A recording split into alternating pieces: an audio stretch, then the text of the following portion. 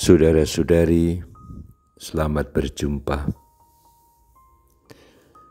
Saat ini saya ingin mengajak Anda untuk merenungkan adorasi sebagai saat kita mengucapkan doa kemuliaan kepada Allah Bapa dan Putra dan Roh Kudus, seperti pada permulaan, sekarang, selalu, dan sepanjang segala abad. Doa kemuliaan ini sangat akrab dengan hidup kita sehari-hari. Doa kemuliaan ini selalu dipakai untuk menutup rumusan-rumusan doa. Bahkan cukup banyak pastor, imam yang kalau berhomili menutup dengan kemuliaan kepada Allah Bapa dan Putra dan Roh Kudus. Lalu umat menjawab seperti pada permulaan, sekarang, selalu, dan sepanjang segala abad.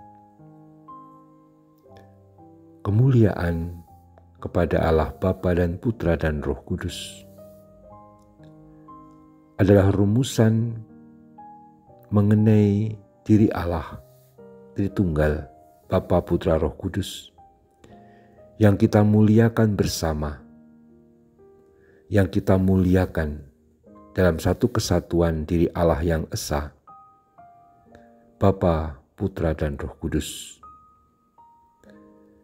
Dan memuliakan Allah adalah tujuan dari seluruh hidup manusia, tujuan dari penciptaan ini sendiri.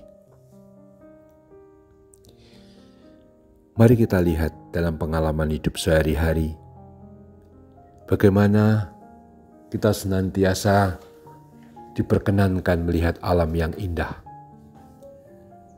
Kehidupan yang sehari-hari kita yang meskipun susah, kita punya banyak keluhan karena sakit, karena banyak hal tidak lancar, banyak hal tidak sesuai dengan harapan, macam-macam hal yang membuat kita sungguh bisa merasa kecil hati.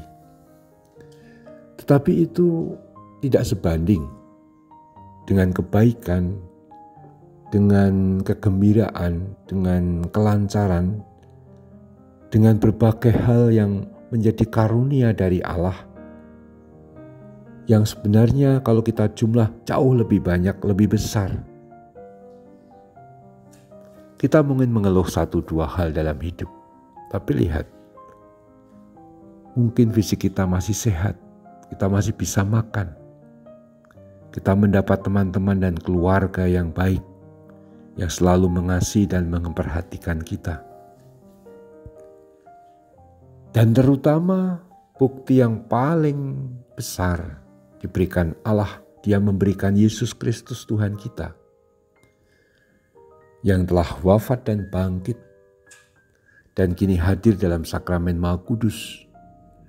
Karena dengan memberikan sakramennya dalam komuni suci saat kita merayakan Ekaristi, kita menerima hidup Allah sendiri. Dan itu adalah karunia paling besar dibandingkan karunia-karunia yang sehari-hari kita mohon, kesehatan, kelancaran, berkat untuk pekerjaan, untuk keluarga, anak cucu, orang tua, kakek, nenek, oma, opa. Semua kita mohon dan itu perlu. Tapi hidup Allah melampaui itu semua. Dan hidup Allah yang telah dilimpahkan kepada kita, terutama melalui Kristus, yang kini dianugerahkan dalam Ekaristi dan dalam adorasi kita sembah dan kita muliakan, adalah anugerah tertinggi.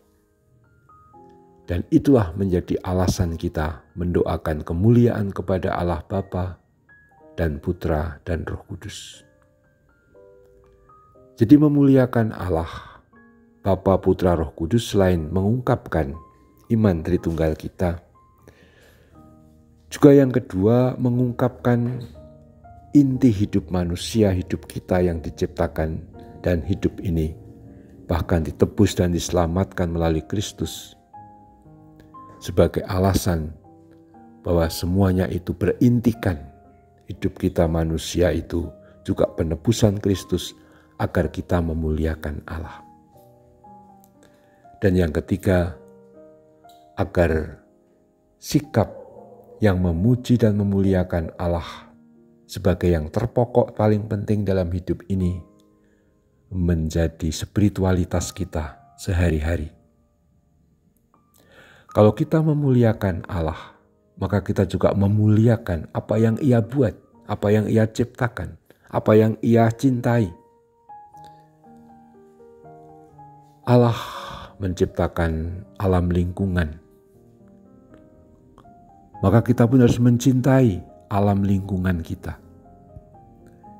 Inilah pentingnya mencintai segala ciptaan, keutuhan ciptaan. Bumi ini tidak boleh mengeksploitasi.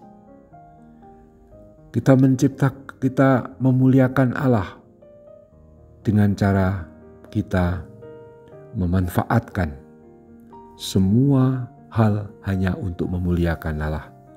Menghormati makhluk hidup, tumbuh-tumbuhan, mengutamakan kesehatan alam lingkungan yang seimbang dan harmonis, memperhatikan ekosistem yang ada di sekitar kita. Dan kita pun mesti mengasihi makhluk-makhluk yang lain, termasuk binatang-binatang. Jangan hanya kita manfaatkan, tetapi kita kasih, karena Allah mencipta mereka. Dan apa yang dicipta Allah mesti kita cintai pula. Dengan cara itu kita memuliakan Allah. Dan terutama tentu saja kita mengasihi siapa yang paling dikasihi Allah, ialah umat manusia.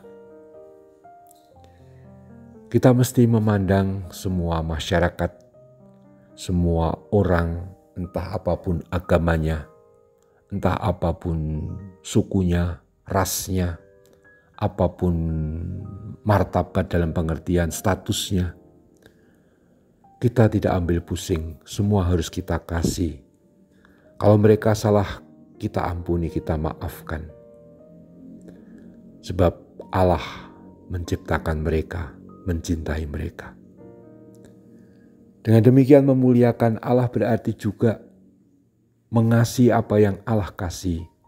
Dan itu adalah alam lingkungan, segala makhluk yang hidup, dan terutama manusia sesama kita. Siapapun dia, kita kasih. Maka mendoakan kemuliaan kepada Allah Bapa dan Putra dan Roh Kudus adalah sikap untuk terus mengasihi apa yang Dia cipta dan Dia kasih. Dan itu berlaku seperti dikatakan dalam kemuliaan pada Bapa dan Roh Kudus, seperti pada permulaan, sekarang, selalu, dan sepanjang masa abad. Kita lanjutkan adorasi sambil berdoa kemuliaan, sambil merenungkan betapa cintanya Allah kepada kita dan mesti kita hadirkan dalam hidup sehari-hari. Terpujilah Tuhan kita, Yesus Kristus, untuk selama-lamanya. Amin.